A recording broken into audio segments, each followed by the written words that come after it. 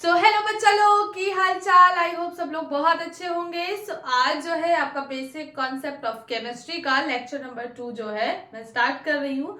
यहाँ पर बेसिकली हम लोग क्या समझेंगे, यहाँ पर हम लोग जैसे अभी लास्ट जो चैप्टर था लेक्चर नंबर 1 था, वहां पे मैंने डिस्कस किया था कैटायन एनायंस क्या थे, कॉमन जो फॉर्मूले हैं कुछ सॉल्ट्स के या कुछ मतलब एसिड्स के, बहुत सारी केमिकल कंपाउंड्स हैं, उनके नाम जो है कॉमनली हमको जानने थे। अब यहाँ पर जो है इसके बाद वाले जब चीजें आएंगी थोड़ी सी इंटरेस्टिंग आती जाएंगी बढ़ते बढ़ते, क्योंकि पहला चैप्टर ही ऐसा है बेसिक, तो यहाँ पे बेसिक ही चीजें थोड़ी सी केमिस्ट्री की हम लोग को जाननी है।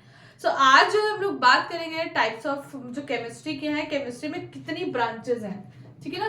तो इसको पढ़ेंगे, इसके बाद केमिस्ट्री के कुछ लॉज थी वो क्या होते हैं उनको पढ़ेंगे, एवोगैड्रो हाइपोथेसिस क्या थी वो पढ़ेंगे। तो ये सारी जनरल छोटी मोटी चीजें जो है यहाँ पर हम लोग बात करेंगे। ओके, सो अब स्टार्ट करते हैं। ओके, ब्रांचेस ऑफ केमिस्ट्री से, ये ब्रांचेस ऑफ केमिस्ट्री बताना भी जरूरी है, क्योंकि जो ब्रांचेस ऑफ केमिस्ट्री में हमारी जो 3 केमिस्ट्री है वही अब हम लोग को अलग अलग सेक्शन में पढ़नी रहेंगी। तो एक्चुअल में है क्या ये भी हमें जानना जरूरी है। तो ब्रांचेस ऑफ केमिस्ट्री में अगर मैं बात करूं तो इनको 3 कैटेगरी में बांटा गया है, जो कि मैंने ऑलरेडी बता दिया था। First one is organic chemistry and the second one is first is inorganic, second organic and the third one is the physical, ठीक है, जिसको हिंदी में बोलते हैं अकार्बनिक, कार्बनिक, भौतिक। तो अकार्बनिक रसायन, कार्बनिक रसायन और भौतिक रसायन, ठीक है। अब है क्या रसायन का मतलब केमिस्ट्री। अब यहाँ पे ऑर्गेनिक केमिस्ट्री की बात करते हैं, तो इसका मतलब यहाँ पर हम simply basically study of metal और नॉन मेटल की स्टडी करते हैं। यहाँ पर क्या है, study of metals and non metals की जो स्टडी होती है वो बेसिकली हमारे इनऑर्गेनिक केमिस्ट्रीज में आती है। फॉर एग्जाम्पल हम किसी सॉल्ट के बारे में स्टडी कर रहे हैं, वो हमारे इनऑर्गेनिक में आता है, ठीक है। ये सारी चीजें हैं, तो ये जो सिंपली जो छोटी मोटी चीजें होती हैं वो बेसिकली हम लोग यहाँ पर इनऑर्गेनिक में पढ़ते हैं। ऑर्गेनिक का मतलब ये होता है study of hydrocarbons. What is the study of hydrocarbons means, hydrocarbons का मतलब क्या होता है, हाइड्रोकार्बन का मतलब यहाँ पर बेसिकली कार्बन और हाइड्रोजन की बात होती है। तो इसका मतलब कार्बन हाइड्रोजन की चेन्स की जब बात करते हैं, यहाँ पे मतलब नंबर ऑफ कार्बन एक से ज्यादा होंगे जहां पे, वहां पर हम लोग बात करेंगे हाइड्रोकार्बन्स की। क्योंकि बहुत लोग कहेंगे मैम कार्बन तो CO2 भी है, CO2 में भी कार्बन है, तो वो हमारे इनऑर्गेनिक में क्यों आता है बच्चे, क्योंकि इसमें हाइड्रोजन नहीं है। और दूसरी चीज अगर बात करें एक कार्बन की बात करते हैं, जैसे कार्बन मोनोऑक्साइड है, कार्बन डाइऑक्साइड है, तो बेसिकली हम लोग उसको किसमें इनऑर्गेनिक में पढ़ते हैं। लेकिन जब हम लोग बात करते हैं हाइड्रोकार्बन्स के, एक से ज्यादा कार्बन की बात करते हैं, कार्बन चेन बनती है, देन वहां पर हम लोग ऑर्गेनिक केमिस्ट्री की बात करते हैं। फॉर एग्जाम्पल अगर मैं ग्लूकोज की बात करूं तो ग्लूकोज का फॉर्मूला होता है C6H12O6, और ये जो हमारा हाइड्रोकार्बन ही है, भले इसमें ऑक्सीजन है लेकिन कार्बन और हाइड्रोजन तो है, तो हाइड्रोकार्बन में ये कार्बोहाइड्रेट है। कार्बोहाइड्रेट आप जानते होंगे जितने शुगर्स होती हैं उनको कार्बोहाइड्रेट के उसमें लिया जाता है। तो ये जो है हमारा हाइड्रोकार्बन है, ठीक है। आगे की बात करते हैं, तो फिजिकल केमिस्ट्री का मतलब होता है हम लोग जिसमें स्टडी करते हैं कुछ फिजिकल, मतलब मैटर की फिजिकल एस्पेक्ट को स्टडी करते हैं, यानी कि जो भी मैटर है, सॉलिड लिक्विड गैस, उसकी अगर फिजिकल स्टेट को, फिजिकल का मतलब समझते हो जिसको हम देख सकते हैं, जैसे हम लोग मिक्सचर को पढ़ रहे हैं, मिक्सचर को सेपरेट कर रहे हैं, तो ये सारी चीजें जो ये कॉन्सेप्ट हम लोग यहाँ पे पढ़ते हैं, ऑस्मोसिस पढ़ते हैं, सोल्यूशन पढ़ते हैं, ये सारा जो भी स्टडी करते हैं वो हम लोग फिजिकल केमिस्ट्री में स्टडी करते हैं। बात मेरी समझ में आ रही है। तो चलिए हम आगे की बात करते हैं। मेरा मार्कर गिर गया, मैं उसको उठा लूं। अब यहाँ पर आगे की बात करते हैं कि एक्चुअल में हमारा केमिस्ट्री में मैटर जो स्टडी करते हैं, मैटर में कौन कौन सी फॉर्म होती है आपको मालूम भी है, बट मेरा एक काम है कि इसको मैं आपको बता दूं भाई, ठीक है। तो याद रखिएगा, अगर मैं बात करूं यूनिवर्स में हम लोग 2 चीजों से बने हुए हैं, यानी कि 2 चीज की हमें नीड ही है कहीं ना कहीं कहीं। मार्कर कितना गिर रहा है मेरा, चलो बात करते हैं। पहला है हमारा मैटर, थोड़ा छोटा लिखे, बहुत सारी चीजें। पहला क्या है हमारा मैटर, इसी को हमें जनरली पढ़ना ही है, and the second one is energy, ठीक है। ये दोनों चीजें तो चाहिए, तभी तो ये यूनिवर्स बना हुआ है हमारा। अब मैटर में भी हम लोग क्या करेंगे, दो चीजों में डिवाइड करते हैं। पहला जो होता है वो हमारा है फिजिकल क्लासिफिकेशन, फिजिकल क्लासिफिकेशन, थोड़ा सा दूर, classification, and the next one is the chemical, क्योंकि भाई केमिस्ट्री पढ़ा तो केमिकल तो पढ़ना ही, केमिकल क्लासिफिकेशन। देखो फिजिकल का मतलब क्या होता है, फिजिकल का मतलब जिसमें हमें दिखाई दे रहा हो, चीजें समझ में आ रही हो, दिखता हो, हम लोग सेंस कर सकते हो, तो वो हमारा फिजिकल होता है। मार्कर पता नहीं क्यों आज बहुत गिर रहा है, अच्छा इसमें वो नहीं है, इसका वो गिर गया है, होल्डर टाइप का नहीं होता है कैप में। चलो बात करते हैं फिजिकल में, हम लोग को सबको मालूम है दो तीन होते हैं, क्या होते हैं बताओ भाई बच्चे, सॉलिड, लिक्विड एंड गैस, ठीक है। केमिकल में अब यहाँ बात जो है काफी हद तक अलग हो जाएगी, तो यहां पर हम लोग पढ़ते हैं प्योर सब्सटेंसेस, प्योर सब्सटेंसेस, और दूसरा क्या होगा सबको मालूम होना चाहिए, मिक्सचर्स होता है, ठीक है ना। तो चलो पहले मिक्सचर्स की बात कर लेते हैं। मिक्सचर्स जो होते हैं हमारे दो टाइप के होते हैं, होमोजीनियस और हेट्रोजीनियस। क्या होता है सब धीरे धीरे बताएंगे। होमोजीनियस आप लोग साथ में ही लिखना, इसको जगह नहीं है मेरे पास, and second one is heterogeneous, ठीक है, नोट्स बनाते चलना। प्योर सब्सटेंसेस में बात करेंगे तो प्योर सब्सटेंसेस फर्दर जो है हमारे डिवाइड हुए हैं अलग अलग, ठीक है। प्योर सब्सटेंसेस में हमारा आता है एलिमेंट्स, ठीक है ना, और आपको मालूम है ना प्रोडक्ट टेबल में 118 एलिमेंट है, और 118 एलिमेंट में बताओ क्या क्या होते हैं, उसमें आपको मेटल्स मिलती हैं, उसमें बहुत सारी गैसेस मिलती हैं, तो वो गैसेस एसेस और जो बाकी चीजें हैं जो वो इनऑर्गेनिक वाली, तो वो क्या होती हैं, नॉन मेटल्स। और कुछ ऐसी होती है जो दोनों की प्रॉपर्टीज रखती हैं, तो उनको बोलते हैं मेटालॉइड्स, ठीक है। प्योर सब्सटेंसेस में अब हम लोग बात करेंगे यहाँ पर, तो बेसिकली हम लोग कंपाउंड्स की बात करेंगे, ठीक है, कंपाउंड्स की बात करेंगे। और कंपाउंड्स भी आपके दो टाइप के होते हैं, inorganic and organic. Inorganic organic समझिएगा, इनऑर्गेनिक का मतलब है जिसमें हाइड्रोकार्बन ना हो, ऑर्गेनिक का मतलब जिसमें हाइड्रोकार्बन हो, ठीक है, क्लियर, समझ में आ गया। मैं एक बार चेक कर लूं बोर्ड तो पूरा आपको दिख रहा है। तो चलिए अब कैमरे का सेटअप सही कर दिया, देखिए अच्छा हो मैंने एक बार चेक कर लिया ना, वरना दिखता ही नहीं। तो अब चलिए बताते हैं, क्लियर हो जाएगा। सो अब पहले हम लोग बात करते हैं एनर्जी की, तो हमें बात ही नहीं करनी है, मैटर्स की बात करनी है। तो मैटर्स में क्या होता है, क्लासिफिकेशन दो टाइप में होती है। पहला हमारा physical classification and the second one is our chemical classification. तो फिजिकल का मतलब जिसमें हम अपना सेंस आंखों से देख सके, छू सके इसको, तो वो हमारा सॉलिड, लिक्विड और गैसेस होता है। आपको भी मालूम है सॉलिड, लिक्विड, गैस कैसे बनते हैं, उनके बीच में इंटरमॉलिक्यूलर फोर्सेस ऑफ अट्रैक्शन जो होता है उसकी वजह से सॉलिड और लिक्विड और गैसेस बनता है।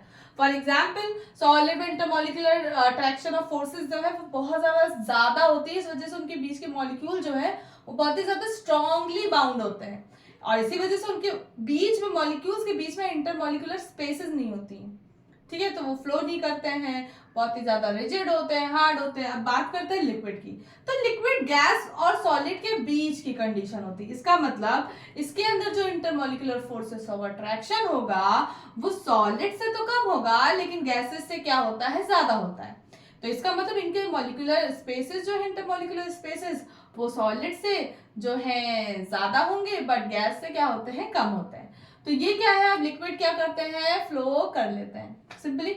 फिर अब ये सारी बातें हो गई, फ्लो कर लेते हैं, इनके अंदर डेंसिटी होती है जो मतलब होती है, गैसेस से तो कम होती है बट लिक्विड्स में ज्यादा होती, नहीं गैसेस से ज्यादा डेंसिटी होती है, सॉरी।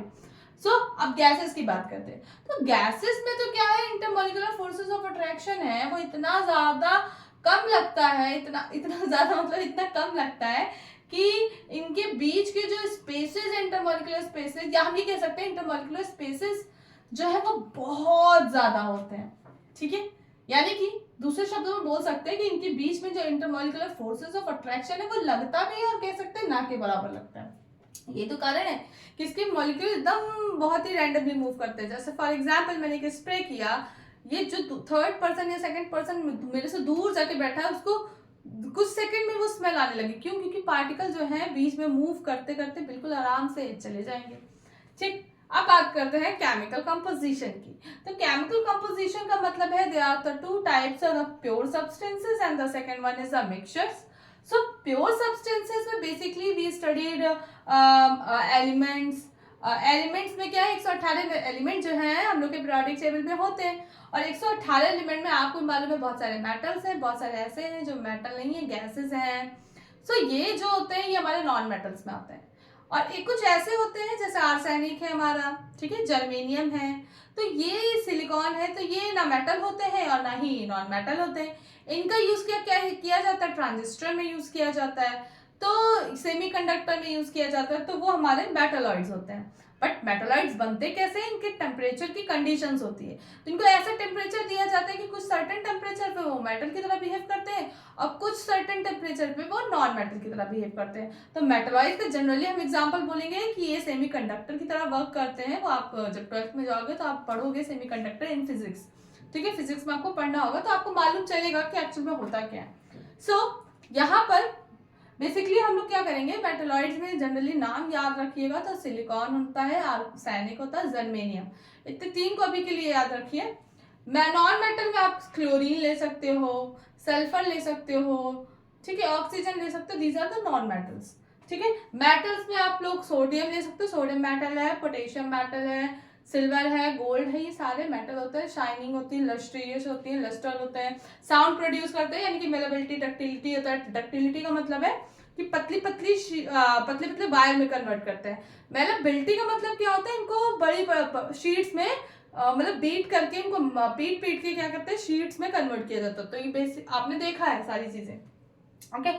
प्योर सब्सटेंसेस की बात करें तो प्योर सब्सटेंसेस हमारे जो है वो, प्योर सब्सटेंसेस जो सेकंड कैटेगरी है वो हमारी कंपाउंड्स है, और कंपाउंड्स में इनऑर्गेनिक है, इनऑर्गेनिक कंपाउंड्स है। इनऑर्गेनिक का मतलब जिसमें कि कार्बन हाइड्रोकार्बन ना हो, ऑर्गेनिक का मतलब जिसमें हाइड्रोकार्बन होंगे, ठीक है, मतलब कार्बन प्रेजेंट होगा। Mixtures, there are two type of mixtures, first is homogeneous and the second one is hetero. What is homo? Homo का मतलब क्या होता है, होमो का मतलब एक जैसा। सो ऐसे मिक्सचर जो एक जैसे, मतलब उसको हम लोग अपनी नेक्ड आइज से, हम लोग अपनी नॉर्मल आइज से नहीं सेपरेट कर सकते कि मिक्सचर, आपको पता होगा मिक्सचर दो चीजों से बनता है, मिक्सचर बोले या सोल्यूशन बोले।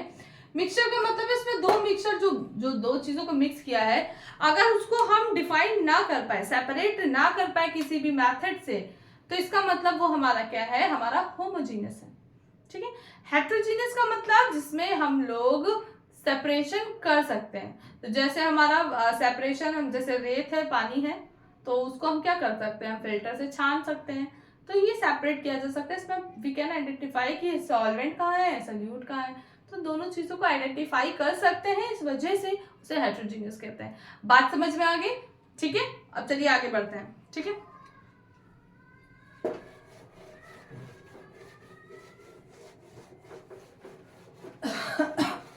और बताइए, पढ़ाई वढ़ाई अच्छी चल रही है? अच्छा, ये मुझे कोई नहीं बता रहा कि पढ़ना ना किसी ने स्टार्ट किया? हाँ, पढ़ना ना स्टार्ट करो बेटा, नोट बनाना स्टार्ट करो। पता है 2 दिन वीडियो इसलिए नहीं बना पाए क्योंकि शाम पे यही प्रॉब्लम होता है कि कुछ ना कुछ अगर घर से काम आ गया तो वीडियो नहीं बन पाती है, थोड़ी सी दिक्कत है। बट आएंगी तो है ये वीडियो, हफ्ते में 4 वीडियो तो आनी ही आनी है, तो वो तो होना ही होना है। या तो मैं सोच रही हूँ जॉब देखो क्या करते हैं, या तो पढ़ाऊं खाली ऑनलाइन ना, ये भी बेटर ऑप्शन है। चलिए, तो अब हम आगे के टॉपिक की बात करते हैं। अब यहाँ पर अगर आप देखें तो प्रॉपर्टीज में, जैसे कि फिजिकल जो क्वांटिटीज होती हैं उनको क्या है, मेजर करने के अलग अलग तरीके होते हैं। जैसे पहला है डिस्क्रीट वेरिएबल्स। तो डिस्क्रीट का मतलब क्या है, जो निश्चित हो। So the quantities which can measured with certainty. Certainty का मतलब है कि उसकी क्वांटिटी जो है वो मेजर की जाए तो वो एक निश्चित वैल्यू आपको दे। जैसे फॉर एग्जाम्पल आपके पास आपने कुछ कॉइन काउंट किया, उसको बैग में रखा, ठीक है। जैसे 5 रुपए आपको मालूम है, आपने बैग में रख लिए। अब 5 रुपए मैंने बोल दिया, चलो ठीक है, 1 रुपए की पेंसिल मान लो। तो अब आप गए शॉप पे और आपको पेंसिल लेनी है, तो दुकानदार उस 5 रुपए की आपको 5 पेंसिल देगा, मान लो 1 रुपए की एक पेंसिल है, तो ये फिक्स्ड है ना। लेकिन अगर मैं बात करूं कॉन्टिन्यूस वेरिएबल, वेरिएबल का मतलब जो चेंज हो, सो कॉन्टिन्यूस का मतलब जो लगातार चेंज हो रहा है। So the physical quantities involving uncertainty in the measurement, यानी कि उसको हम प्रॉपर वे में ये नहीं कह सकते कि वो मेजर कर दिया, आपको फिक्स्ड वैल्यू मिली है। जैसे फॉर एग्जाम्पल मिठाई लेने जाते हो तो कभी कभी क्या है, आपने बोला 500 ग्राम, तो क्या हर बार दुकान वाला आपको करेक्ट 500 ग्राम देता है? आटा लेने जाते हो, नहीं 500 ग्राम, अगर 500 से मान लो 500 ग्राम नहीं, 500 ग्राम तो बहुत कम हो गया, जैसे हम लोग मान लो 20 किलो आटा लेने जा रहे हैं, तो क्या प्रॉपर वो 20 किलो ही देता? 20 किलो 25 ग्राम हो गया होगा, 20 किलो 19 ग्राम हो गया होगा।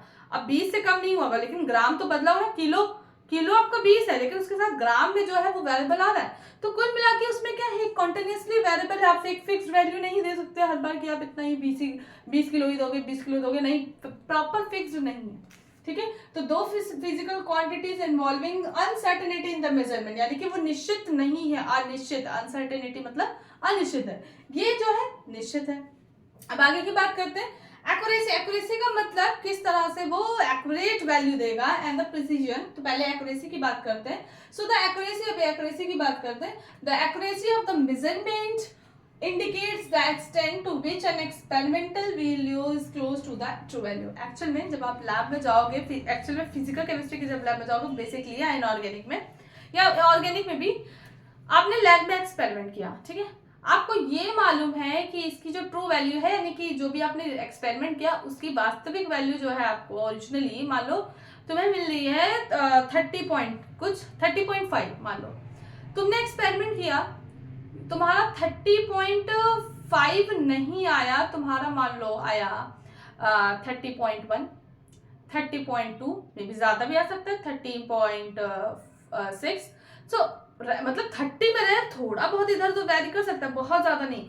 तो जो एक्सपेरिमेंट वैल्यू होती है और जो ट्रू वैल्यू कभी नहीं चेंज होगी, लेकिन एक्सपेरिमेंट वैल्यू आपका थोड़ा बहुत इधर उधर हो सकती है। तो उसको अगर दोनों को माइनस कर देते हो तो हमारा क्या आ जाता है, एक्यूरेसी। ठीक है, कि कितना एक्यूरेट आपकी वैल्यू आई है। जैसे फॉर एग्जाम्पल मैं आपको एक एग्जाम्पल दे भी रही हूँ, देखो इसको रब कर दो, नोट कर लेना। जैसे मान लो हमने केमिस्ट्री में कोई एक्सपेरिमेंट किया, ठीक है, कोई एक्सपेरिमेंट किया, और जैसे हमने पहले वो एक्यूरेसी मतलब उसमें पहले जब एक्सपेरिमेंट किया तो जो मेरी रीडिंग आई वो आई उस एक्सपेरिमेंट में 30.84, ठीक है, और उसकी ट्रू वैल्यू जो थी, एक्सपेरिमेंट वैल्यू हमारी आई फर्स्ट अटेम्प्ट में कितनी आई हमारी, फर्स्ट में 30.84, और जो इस एक्सपेरिमेंट की एक्चुअल में जो ट्रू वैल्यू है वो है 30.56। ठीक है, अब दोनों को माइनस करते हुए देखते हैं यहाँ पे एक्यूरेसी आ क्या रही है। तो आ रही है एक्यूरेसी आपका 0.28, ठीक है, 0.28% आ रही है, ठीक है, ठीक। दूसरी बार हमने किया तो यहाँ पर अब भाई 30.84 हर बार नहीं आएगा, अब मे भी कुछ हो सकता है पॉइंट में वेरिएशन आया, तो हमारा आया 30.78, और इस बार एक्सपेरिमेंट का यही होता है बेटा, ठीक है, ट्रू वैल्यू तो आती भी नहीं है, जो निकाल लेता है एग्जाम नदी कट कर देगा, अच्छा तुम्हारा एकदम सही आया, मतलब बिल्कुल गलत ही नहीं आया, अच्छा बस कटी। तो ऐसा हो ही नहीं सकता कि एक्सपेरिमेंट आपको ये कर रहे हैं और आपको एकदम एग्जैक्टली वही वैल्यू मिले, जिसने निकाला गलत है, ठीक है। अब बात करते हैं यहाँ पर, तो इसका होगा 0.22%। तो कुल मिला के यहाँ पे एक्यूरेसी लेवल ज्यादा बेटर है एज कम्पेयर टू ये। तो कुल मिला के एक्सपेरिमेंट वैल्यू से जो है हमारा ये क्या करता है, जो ट्रू वैल्यू है वो एक्सपेरिमेंटल वैल्यू वेरी करती है। अब ये आप ना कहना कि 30 है तो 32 निकाल दिया, नहीं, वो तो बहुत ज्यादा हो जाएगा ना, तो ये सारी चीजें होती हैं, ठीक है। और एक दो नंबर इधर उधर हो भी सकते हैं, कोई प्रॉब्लम नहीं है। चलिए अब आगे की बात करते हैं यहाँ पर।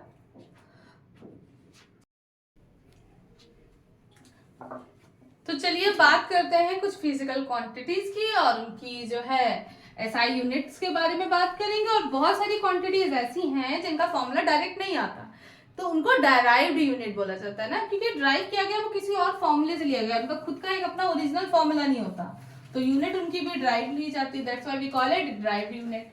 तो ये क्या होता है, इसको जो है हम लोग यहाँ पे पढ़ रहे हैं। डस्टर पता नहीं क्यों काला काला हो जा रहा है, ये तो मुझे इससे करना पड़ रहा है, अपने स्टोल से, अपने स्टोल का बलिदान देना पड़ रहा है तुम लोगों की वजह से। बताओ, ये भी कोई इंसाफी है, ना इंसाफी है बहुत मेरे स्टोल के साथ। चलो अब आगे बात करते हैं। सब इंपॉर्टेंट कांस्टेंट के बारे में बेटा जान लो, जो कुछ इंपॉर्टेंट कांस्टेंट है उनके बारे में आपको जानना जरूरी है, तो इसको बिल्कुल स्टार बनाओ और लिख लो। यार बहुत गर्मी लग रही है, लेकिन अगर चलाएंगे तो आवाज आएगी। चलो ठीक है। बहुत गर्मी हो रही है इस बार, शायद गर्मी होगी भी। एक कांस्टेंट होता है जिसको हम लोग प्लैंक्स कांस्टेंट बोलते हैं, इसकी वैल्यू होती है 6.6। वह जितना हम लिखवाएंगे उतना ही करना। 6.6 इंटू 10 की पावर माइनस 34 जूल सेकेंड, इसको कहते हैं प्लैंक्स कांस्टेंट। ठीक।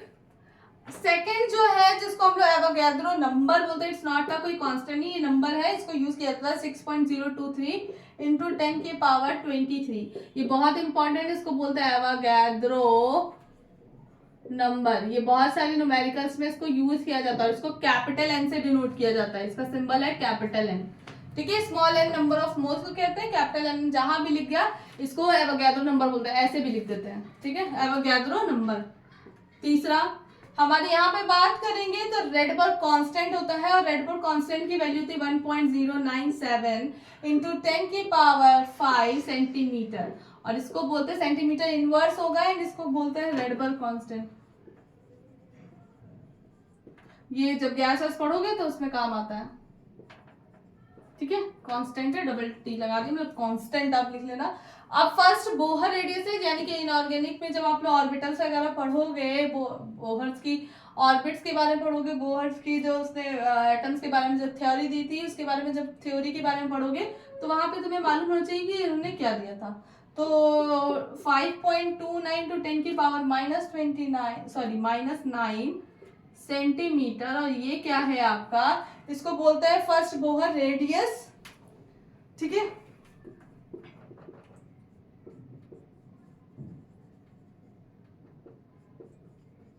रेडियस की वैल्यू है। ठीक है ना, मतलब फर्स्ट जो ऑर्बिटल होगी उसकी शेल की उसकी रेडियस की वैल्यू है। ठीक है ना। चलो ये तीनों चारों कांस्टेंट लिख लो भाई, कांस्टेंट लिख लो। इसके बाद हम यूनिट्स की बात करेंगे। लिख लिया? कुछ करना पड़ेगा, ऐसे दिमाग नहीं काम कर रहा। बहुत गर्मी लग रही है, आवाज में ही काम चला लो, आज बहुत ज्यादा गर्मी लग रही है।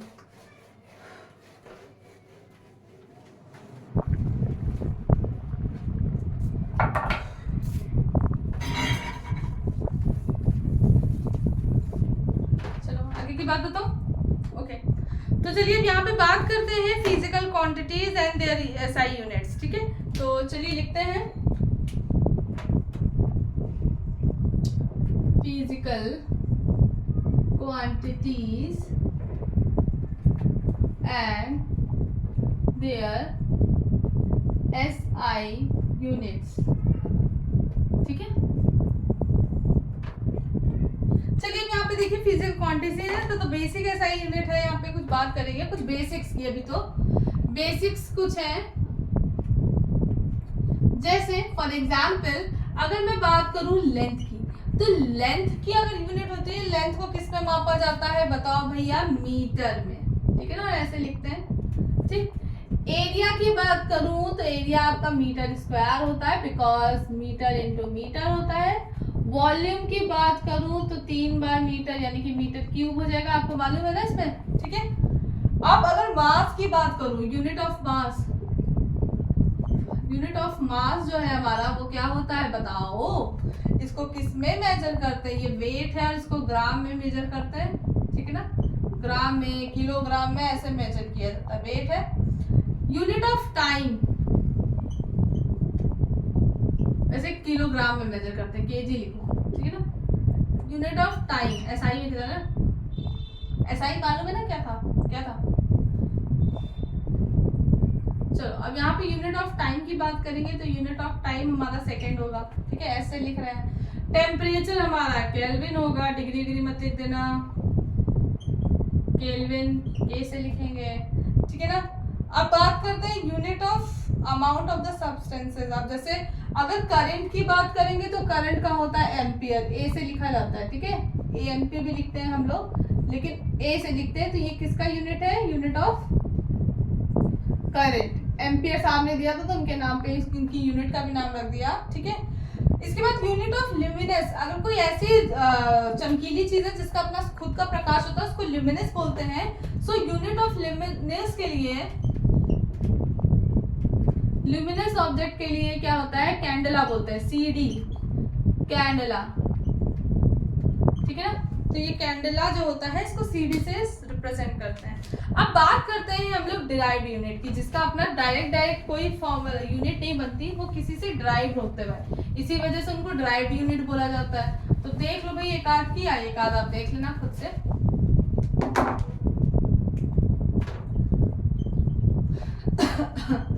Derived unit.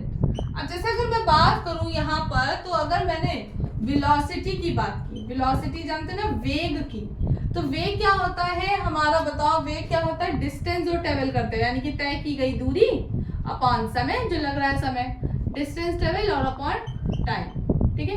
तो ये सीधे सीधे तो नहीं आया ना, तो यहाँ पर क्या v = s/t है। अब आपको भी मालूम है s क्या होता है, डिस्टेंस है, तो ये मीटर होगा, टाइम सेकंड होगा, तो यहाँ पर यूनिट क्या आई, मीटर पर सेकंड इनवर्स, ऐसे बनता। तो ये भाई निकला है, डायरेक्ट तो नहीं है। इसी तरह से इसका एक बड़ा भाई होता है जिसको एक्सेलरेशन बोलते हैं, और एक्सेलरेशन जो है हमारा, जिसको त्वरण बोलते हैं हिंदी में, ये हमारा इसी वेग से निकलता है। यानी कि वेग को, यानी कि वेलोसिटी को अगर टाइम के रिस्पेक्ट में देखा जाता है तो वो हमारा एक्सेलरेशन बन जाता है। तो यहाँ पे क्या है, वेलोसिटी अपॉन टाइम। अब देखो भैया, वेलोसिटी की यूनिट क्या है, मीटर पर सेकंड इनवर्स, ठीक है।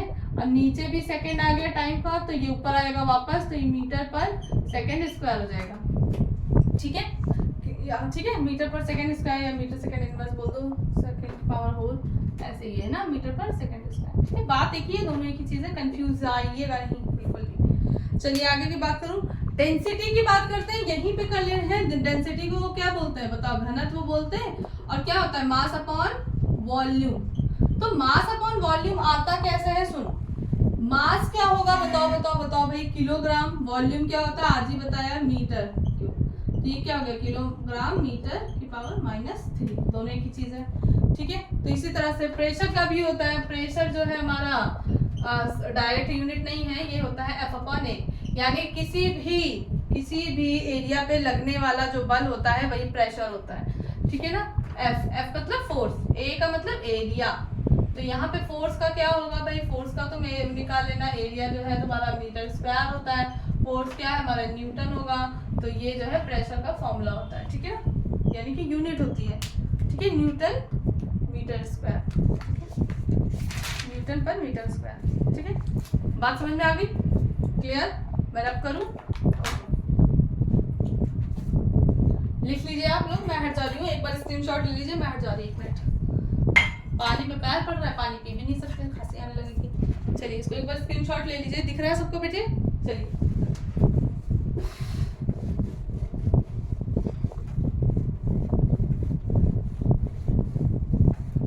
बहुत जनरल है, लेकिन अब नेक्स्ट लेक्चर जो होगा वो थोड़ा इंटरेस्टिंग होता जाएगा, क्योंकि ये बेसिकली तो आपको चीजें मालूम है, लेकिन मेरा भी एक है ना कि डायरेक्ट तो नहीं स्टार्ट कर सकते, क्योंकि बहुत लोग ऐसे हैं जिनको स्टार्टिंग से जाना और बताना जरूरी है। तो चलिए अब यहाँ पे देखते हैं, देखो भाई, डाल्टन से एटॉमिक थ्योरी, डाल्टन ने क्या बोला था, एक शॉर्ट वीडियो में भेज देंगे, उन्होंने बहुत सारी चीजें बताई थी, तो उसके बारे में हम लोग यहाँ पे डिस्कस करेंगे, ठीक है। तो डाल्टन ने बोला कि भाई केमिकल रिएक्शंस जो होती हैं, यानी कि जैसे हम रिएक्टेंट से प्रोडक्ट बनाते हैं, तो ये सारी जो रिएक्शंस होती हैं इनके अपने कुछ लॉज होते हैं, उसको फॉलो करते ही हुए वो क्या है, वो केमिकल रिएक्शन हमें देती हैं।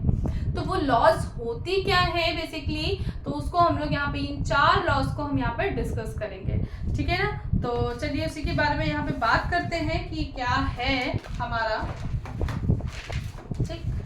तो पहला जो है हम लोग अगर इसमें बात करें, डाल्टन ने जो भी बोला, इन्होंने बोला बहुत सारी चीजें बताई कि जब भी कोई बॉन्ड ब्रेक होता है तो अपने अपने रूल्स होते हैं उनके। अब चलिए देखते हैं यहाँ पे क्या है, तो इनको बोला जाता है, लॉज को बोला जाता है लॉज ऑफ केमिकल कॉम्बिनेशन, ठीक है, लॉज ऑफ केमिकल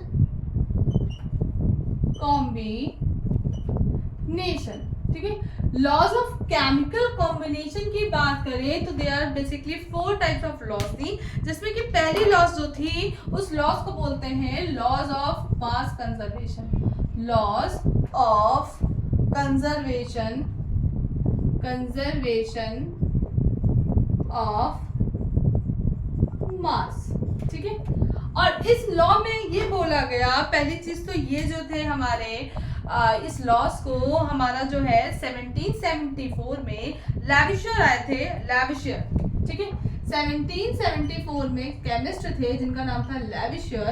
लैविशियर ने क्या किया था, इस कॉम्पोजिशन या पहले लॉ को जो हुआ फॉर्म किया, और उन्होंने बहुत सारी चीजें बताई थी। अब लेकिन अब उसमें भी क्या है, इन्होंने पहली केमिकल जो कॉम्बिनेशन थी, कॉम्पोजिशंस थी, या सिंपल सी बात करें कंजर्वेशन ऑफ मास जो लॉ था, सबसे पहले इन्होंने दिया। और इसी वजह से इन्होंने बहुत सारे अपने योगदान किए, और इनको बोला जाता है फादर ऑफ केमिस्ट्री भी बोला जाता है। तो आपसे कभी पूछा जाए who is known as the father of chemistry, तो लैविशियर थे।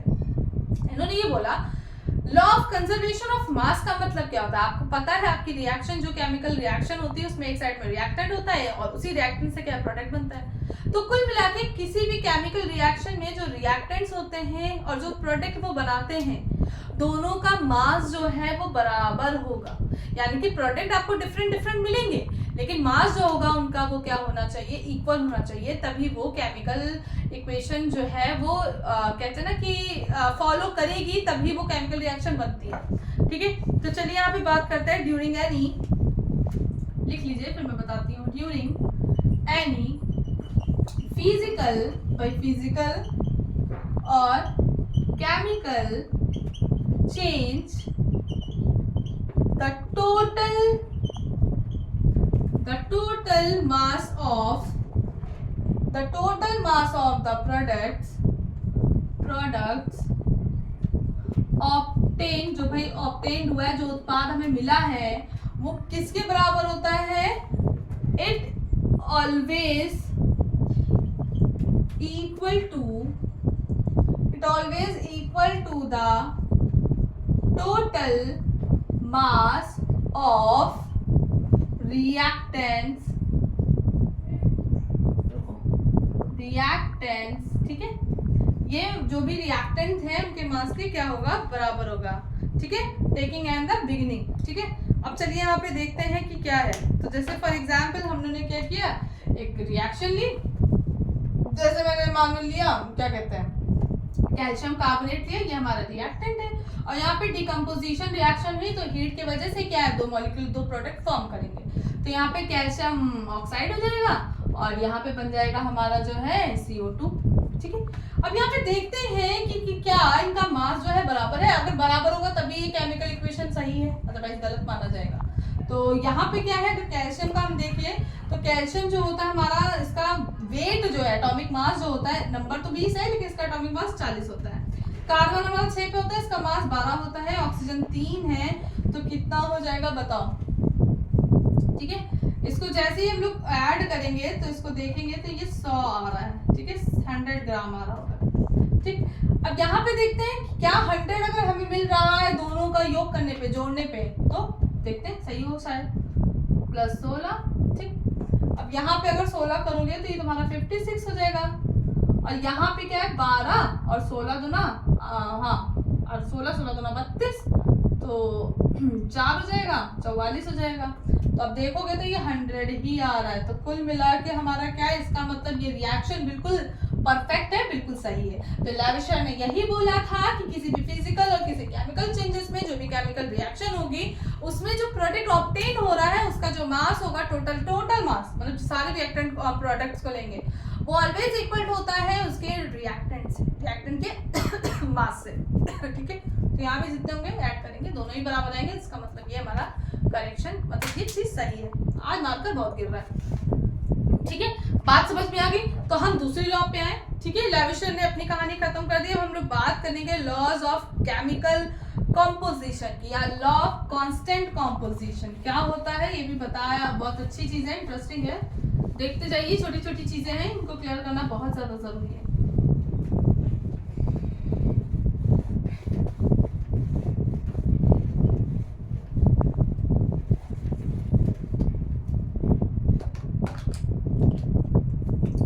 Laws of constant, law of constant composition। Constant composition का मतलब समझते हो, किसी भी रिएक्शन में जो रिएक्टेंट है वो प्रोडक्ट में भी उतने ही रिएक्टेंट मुझे मिलेंगे, यानी कि तभी तो रिएक्शन को बैलेंस किया जाता है। अब क्या, क्यों, कैसे, यही बात करते हैं। जैसे फॉर एग्जांपल मैंने वाटर बनाया, ठीक है, वाटर के लिए मुझे चाहिए हाइड्रोजन, मुझे चाहिए ऑक्सीजन, ठीक है, सिंपल सी बेसिकली बात बता रहे हैं। मुझे वाटर बनाना है, वाटर बनाने के लिए मुझे चाहिए हाइड्रोजन और मुझे चाहिए ऑक्सीजन गैस, ठीक है, ऐसे ही दिखाएंगे, तब जाके मुझे मिला वाटर। इन्होंने ये बोला कि किसी भी रिएक्शन में जितने एलिमेंट्स हमने लिए हैं रिएक्टेंट साइड में उतने ही मुझे प्रोडक्ट साइड में भी मिलने चाहिए, तभी ये रिएक्शन बोलेंगे कि सेकंड लॉ को फॉलो करेगा। नहीं फॉलो करेगी तो वो केमिकल रिएक्शन सही है ही नहीं। तो इसका मतलब अगर हमने हाइड्रोजन और ऑक्सीजन लिया है तो भैया इस रिएक्शन के प्रोडक्ट में कार्बन नहीं आएगा, ना ही नाइट्रोजन आएगा, नहीं, जितना लिया है उतना ही मिलेगा, मतलब जो जो लिए हैं रिएक्टेंट हमें वही वही प्रोडक्ट मिलेंगे। दूसरी चीज, जितने नंबर ऑफ रिएक्टेंट लिए हैं प्रोडक्ट साइड मुझे उतने ही नंबर ऑफ मतलब जितने, अगर 2 हाइड्रोजन लिए तो 2 हाइड्रोजन ओके, पर अगर 2 ऑक्सीजन लिए तो उधर भी हमें 2 ऑक्सीजन दिखाने पड़ेंगे। तो यही तो कारण है बच्चों, इसीलिए तो हम क्या करते हैं, किसी भी केमिकल रिएक्शन को बैलेंस करते हैं। यही तो नीड बड़ी हमारी, कैसे इसको बैलेंस करेंगे दोनों साइड्स को, तो देखते हैं। यहाँ हाइड्रोजन 2 है, यहाँ पे 2 ऑक्सीजन है, ओके, 2 हाइड्रोजन है, 2 हाइड्रोजन है, ओके, बट ऑक्सीजन के मामले में यहाँ गड़बड़ी आ रही है, ऑक्सीजन 2, यहाँ पे 1, तो आगे 2 से हम मल्टीप्लाई करेंगे। जैसे हमने किया, अब ऑक्सीजन तो बैलेंस हो गई, 2 हो गया, 2 2 जा 4, लेकिन हाइड्रोजन गड़बड़ हो गई, तो यहाँ पर हमने 2 लगाया। अब अगर देख रहे हो तो 4 हाइड्रोजन 2 ऑक्सीजन 2 ऑक्सीजन, तो ये अब जो है लॉज ऑफ कांस्टेंट कंपोजिशन को फॉलो कर रही है। तो चलिए देख लेते हैं क्या है लॉज ऑफ, मतलब डेफिनेशन लिख लो। A chemical compound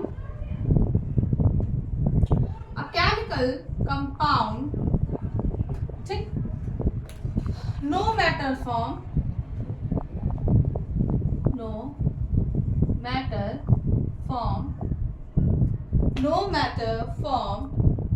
which source it is obtained, ये कोई फर्क नहीं पड़ता कि वो किस सोर्स से obtained, which source is obtained, ये कोई फर्क नहीं पड़ रहा है वो कहां से। अब करना क्या है, contain the same number of elements combined together, ठीक है, contain the same number या same number of elements combined together, गलत लिख दिया क्या, together, ठीक है, in the same definite proportion by mass, in the same definite proportion by mass, तो बात समझ में आई कि किसी भी केमिकल कंपाउंड में नो मैटर वो कहां से आ रहा है, जहां से, बट उनका contain the same number of element, उनके एलिमेंट जो है अगल बगल दोनों यानी कि रिएक्टेंट और प्रोडक्ट साइड में बराबर होने चाहिए, इसी वजह से उनका मास का प्रोपोर्शन भी क्या होगा, वो बेसिकली सेम होगा।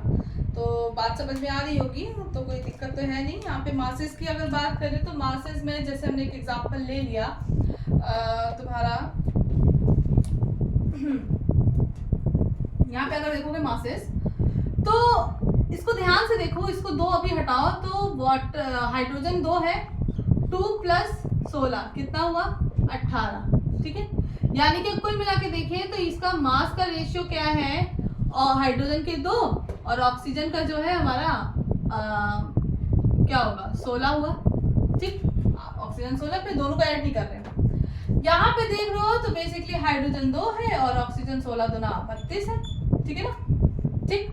अब इसको अगर 2 से मल्टीप्लाई करोगे, देखो 2 से मल्टीप्लाई हो रहा है, यहाँ भी ये 2 से मल्टीप्लाई हो रहा है, तो अब अगर यहाँ पे देख रहे हो तो ये देखो 2 2 जा 4, ये भी 2 2 जा 4 होगा, और ये 16 दूना 32, तो ये मास के प्रोपोर्शन क्या है, दोनों तरफ बराबर ही दो रहे, तो इसी को तो यही कहते हैं लॉ ऑफ कांस्टेंट कंपोजिशन, ठीक है। तो बात समझ में आ गई। चलिए अब हम आगे की बात करते हैं। यहाँ पर जो हमारी थर्ड लॉ है उसके बारे में बात करते हैं, क्या है, किसने दिया था, इसको एक बार स्क्रीनशॉट ले लीजिए।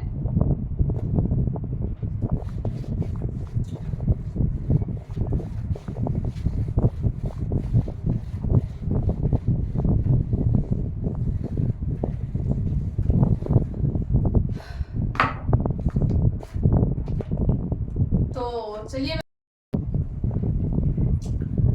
सो बेसिकली इस थर्ड जो लॉ है हमारी, लॉ ऑफ मल्टीपल प्रोपोर्शन है, यहाँ पर हम लोग बात करेंगे कि सबसे पहले तो ये लॉ जो है हमारा 1804 में जॉन डाल्टन जो थे उन्होंने दिया था। तो एक्चुअल में जो जॉन डाल्टन थे वो ये कहना चाह रहे थे कि when two elements combine to form a two or more compounds, यानी कि ऐसे दो मतलब ऐसे एलिमेंट्स हैं, दो एलिमेंट्स हैं जो कि एक से ज्यादा प्रोडक्ट को फॉर्म कर रहे हैं, कंपाउंड्स को बना रहे हैं, तो होता क्या है, then the different masses of one element which combine to the fix masses, यानी कि उनके जो एलिमेंट्स के जो मास हैं वो जो दूसरे एलिमेंट से जुड़ रहे हैं with the fix masses of their elements, वो दूसरे एलिमेंट से जब जुड़ रहे हैं तो उनका एक फिक्स मास होगा। So be are a simple whole number in the ratio of the one another, उनका एक जो अगर रेशियो निकालेंगे तो वो हमें होल नंबर देगा। सिंपली यहाँ पे बात करते हैं, जैसे फॉर एग्जांपल अगर हम लोग यहाँ पे कार्बन और ऑक्सीजन की बात करते हैं, तो कार्बन और ऑक्सीजन है, और कार्बन और ऑक्सीजन जो है वो रिएक्ट करके दो तरह के कंपाउंड फॉर्म कर सकते हैं, जैसे यहाँ पे बोला गया उसी तरह से हम कर रहे हैं। तो पहला तो वो CO2 देगा, दूसरा ये कार्बन मोनोऑक्साइड देगा, यानी कि कार्बन डाइऑक्साइड देगा, और फिर कार्बन मोनोऑक्साइड, दोनों तरह से देते हैं। तो अब देखते हैं इसमें ऑक्सीजन और कार्बन का रेशियो क्या आता है। तो अगर फर्स्ट केस में देखें तो कार्बन हमारा 12 है और इसका रेशियो होगा 16, 16 दूना 32। दूसरे रेशियो में अगर बात करें तो कार्बन 12 है लेकिन ऑक्सीजन एक ही है, तो ये रेशियो होगा। अब देखते हैं कि क्या अलग अलग कार्बन से ये कंबाइन करके जो ऑक्सीजन है हमारा, उसने अलग अलग कंपाउंड फॉर्म किए और इनका रेशियो अगर मैं निकालूं तो क्या होल नंबर आएगा। तो ये बिल्कुल होल नंबर दे रहा है, हमें होल नंबर का रेशियो दे रहा है। इसका मतलब क्या है, ये जो है हमारा हमारा इस लॉ को फॉलो करता है। तो बहुत ही बेसिकली सिंपल सी बात थी। So when the two elements combine to form a two or more compound, then the different masses of the one element, different masses of the oxygen की बात करें, different masses of the one element which combine with the fixed masses, ये fixed mass से combined होगा with the other element, be are a simple whole number. ये क्या करेगा, एक सिंपल होल नंबर जो है हमें देगा। ठीक है, अब लास्ट हम लोग लॉ की बात करने जा रहे हैं जो कि हमारी फोर्थ लॉ है। तो चलिए देखते हैं वो क्या है। चलिए बात करते हैं यहाँ पर लॉ ऑफ रेसिप्रोकल प्रोपोर्शन की। तो लॉ ऑफ रेसिप्रोकल प्रोपोर्शन था क्या, इन्होंने बोला पहली चीज तो ये जो लॉ थी वो रिचर्ड ने दी थी, और रिचर्ड जो थे हमारे केमिस्ट, उन्होंने भी बोला when two elements combine separately with a definite मास, यानी कि दो एलिमेंट्स हैं उनको कंबाइन किया गया अपने अपने डेफिनेट मास से ऑफ अ थर्ड एलिमेंट, यानी कि तीन एलिमेंट लिए गए हैं। तो अब क्या है, थर्ड एलिमेंट यानी कि उनके मासेस अलग है as compare to third element से।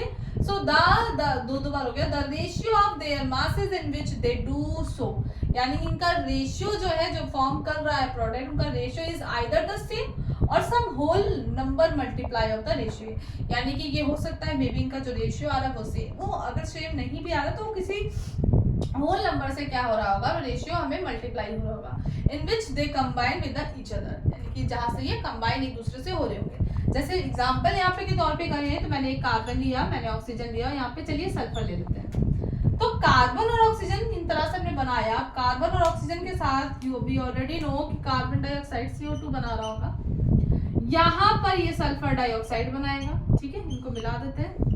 अब अगर इन दोनों का प्रोडक्ट देखा जाए तो ये CH2 बनाएगा। ठीक है, अब चलिए इनके मासेस को देखते हैं। तो इन्होंने ये बोला कि क्या होता है when two elements combine separately, इनको कंबाइन किया गया अलग अलग तरह से, तो इनका जो रेशियो ऑफ थर्ड वाला आएगा उसका रेशियो इनके रेशियो का मल्टीपल टाइम्स होगा।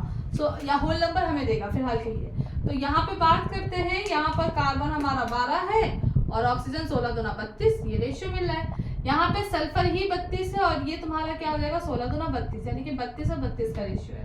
ठीक है, तो यहाँ पर अगर मैं ऑक्सीजन की बात करूं तो वो कितना है, 32 दे रहा है, दोनों जगह पे ये हमें 32 दे रहा है, कौन, ऑक्सीजन। ठीक है, यहाँ की अगर बात करते हैं तो चलिए देखते हैं, यहाँ पे 32 दूना 64 हो जाएगा और कार्बन जो है 12 पे है। ठीक है, अब यहाँ पर इसको अगर इसका रेशियो देखते हैं तो क्या हमें ये होल नंबर देगा।